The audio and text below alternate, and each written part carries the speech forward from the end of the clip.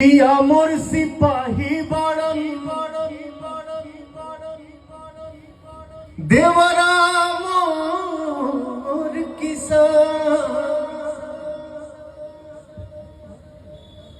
रण में नाम करेलन पिया हर जीतेलन मैदान अकोने काम लगन से देवरा खत्म करे खरिहान।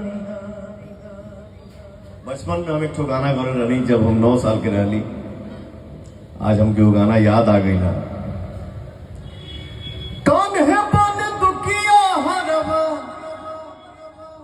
कौन है बन दुखिया हरवा, छैला जवान रे अपियावा सिपहिया मोरा देवरा किसान रे।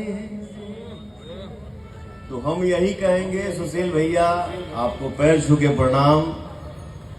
आपने अपने छोटे भाई को याद किया कि भाई मेरा आज यहाँ आएगा, दिखेगा, मैं खड़ा हूँ, ये मेरा सौभाग्य है सर। मैं आज बहुत खुश हूँ।